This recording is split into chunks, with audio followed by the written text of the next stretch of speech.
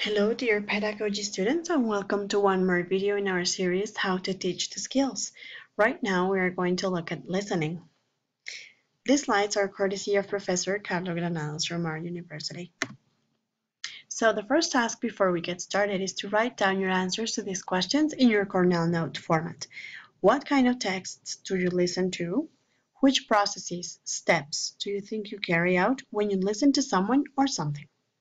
Pause the video and then you write your answers to the question. Let's take a look. An interactive model of listening comprehension. First of all, let's remember that listening is a passive or receptive skill. Because remember, in the psychomotor process that we do is receiving sound waves through the ear. So this is something where we receive information. It is also an interactive process because there is a cognitive and affective mechanism in the brain. As we listen, we are making connections, we are trying to see what the information we already know, or what we call schemata, is related to the new information we are acquiring from the listening text. There are some listening processes. We are going to look at them, each one of them in turn. So first of all, the hearer processes raw speech and creates a mental image in short-term memory. So raw speech is what we hear, anything. For example, you are in the Transmilenio and you hear a massive amount of noise, conversations going on everywhere, that it will be raw speech. Then the hearer determines the genre and colors the interpretation of the perceived message. So let's continue with our example in Transmilenio. If you hear a fight, for example, you start realizing how the tone raises and how people are using bad words instead, etc. You determine the genre and you start interpreting the message that you perceive. Then the hearer infers the objectives of the speaker by means of the speech event, context, and content. So here you know if it's an argument, if it's a real fight, or if it's, a couple of friends playing and goofing around. The hearer activates schemata. So remember that schemata is that information that we hold in our brains, things that we know from the past and that we activate when we see something new. So for example, when you think about ice cream flavors, the ice cream flavors that you ate growing up, for example, bocadillo con queso, but now you have new flavors in that schemata because now we have frutos rojos, for instance, you see? So new information comes and stores in the previous information you had in your brain. Then the hearer assigns a literal meaning to the utterance. So some keywords, literal meaning, so it's explicit or it's exact to what the person is saying, and utterance is the sentence that is being pronounced, okay? Then the hearer assigns an intended meaning to the utterance. So once again, if for example I'm saying great job, the literal meaning is that I did a good job, that was great. Or the intended meaning, if I say for example, great job, is that I want to offend the person. That's the intended meaning. Then the hearer determines if the information should be retained in long or short-term memory. So for example, if you're overhearing that conversation in Transmilenio, are you going to keep it forever? Well, hopefully not. Maybe you decide to keep it just while you tell it to your mom when you get home and then you discard that information. Or maybe you simply let it go and don't even move it to the short-term memory, but it stays in the working memory. Okay, so then the hearer deletes the form in which the message was originally perceived. Yeah, so we do not report exactly the same as we listened. We interpret, we give meaning, we decide if the information goes to long or short-term memory, and then we delete the basic form. So that's why gossips exist, because we never keep the same message as we hear it. So there are different types of oral language, as we discussed some classes ago. So we have a monologue, and we have that in monologues we can have planned or unplanned monologues.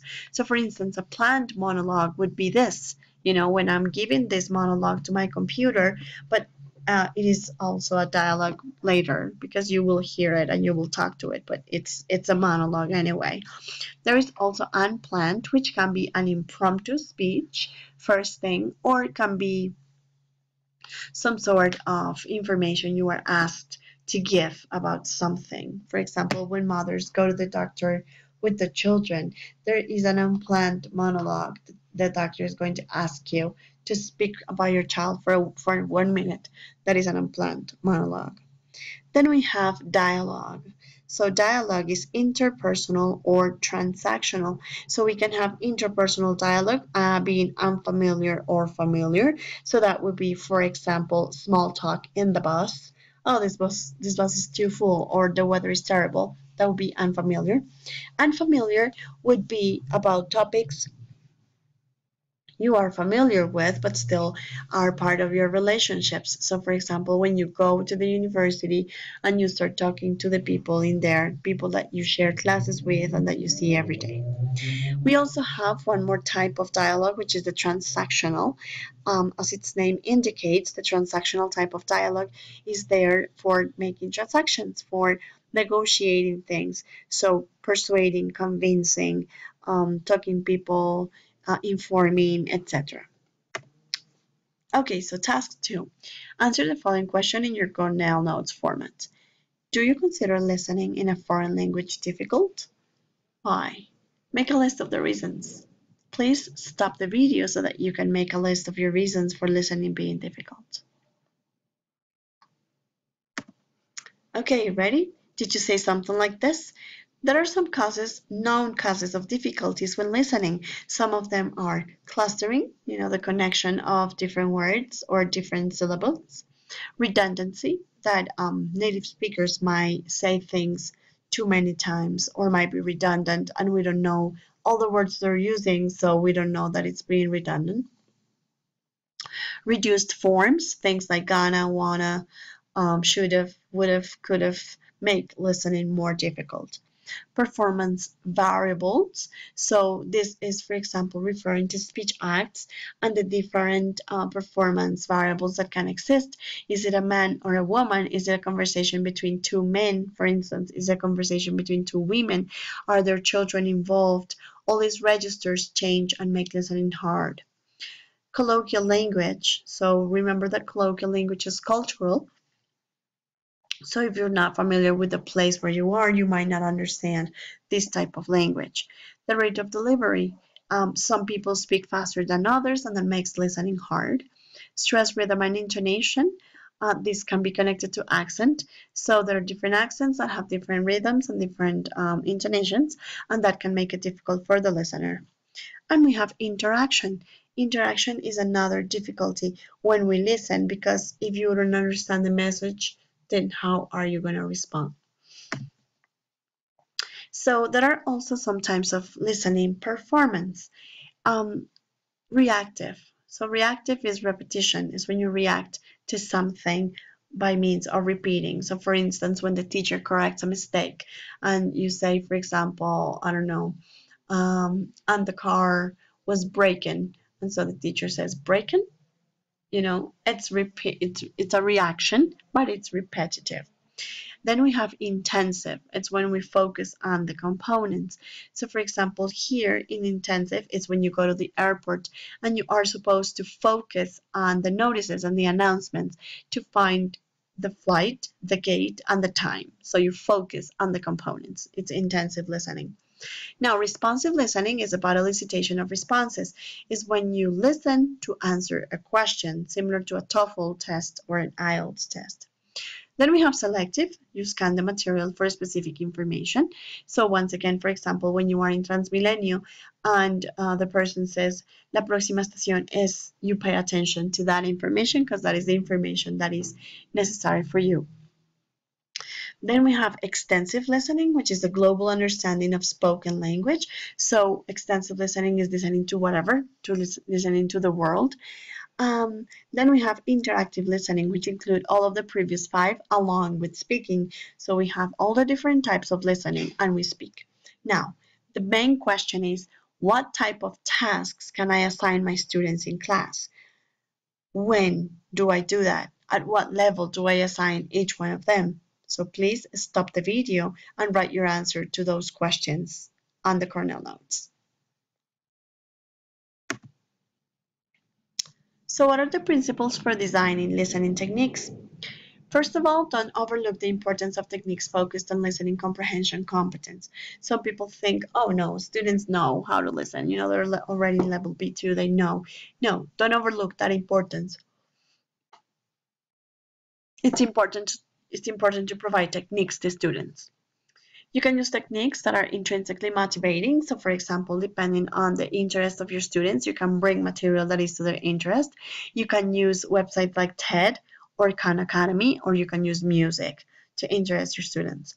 Use authentic language in contexts. So that's why I'm such a big enemy of the textbook, because I think the language is not authentic all the time.